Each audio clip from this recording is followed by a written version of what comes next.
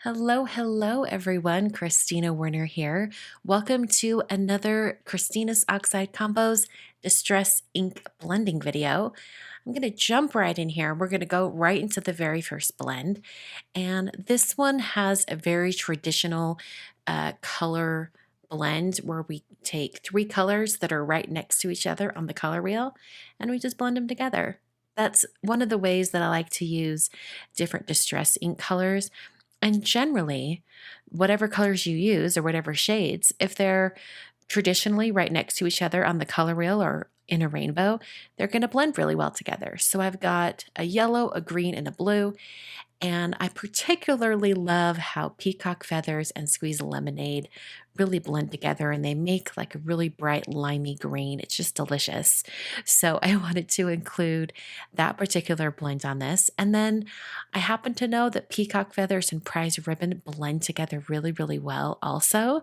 So I wanted to have those together. So these kind of two blended areas just look beautiful. And if you haven't watched my previous oxide blending videos, you may have not heard this tip that I usually give in each one of them, which is use lots and lots of ink, re-ink those ink pads, and then don't be afraid to go back and forth between the colors and blend them over and over again. So all in all, I would say this actual blend took probably about 3 or 4 minutes tops, and it goes by really, really quickly. Okay, we're going on to another one, and this one also sort of follows that same concept of colors on the color wheel. We've got a red or a pink, purple, and blue. And all of those colors are next to each other on the color wheel. So in theory, they should blend really well together, and they absolutely do. Now, prize ribbon and wilted violet and picked raspberry all have similar brightnesses to them. They're very bright, happy colors. So these blend really well together. But don't be afraid to kind of mix and match colors as you come up with your own ink blending combos, because sometimes the unexpected pairings of colors turn out to be absolutely beautiful. The last combo in today's video is sort of that type of wild card, and I was really surprised how well it turned out, and we'll get to that here in a minute. So I'm just blending back and forth between wilted violet and prize ribbon and picked raspberry, kind of getting those colors to kind of work with each other. And that's the beauty of using these oxides, is that you can go back and forth between the colors. So if you have a particular shade that's getting lost, you can bring it right back in and blend some more. I think it works out well. Distress oxides are perfect for blending like this. And there is oxide combo number 2. Let's move on to the third one. This is another one where it's kind of like those colors on the color wheel.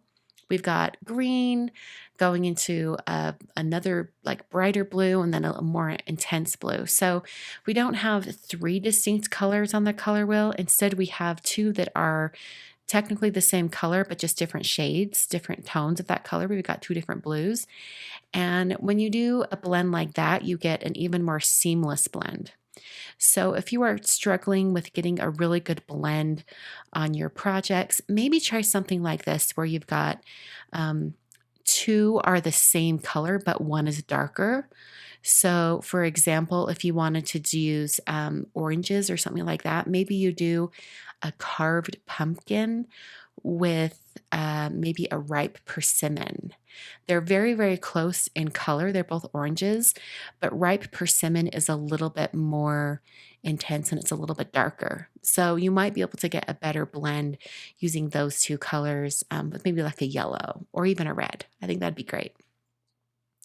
All right, so I'm going back and forth. I do circular motions and I also do this back and forth motion.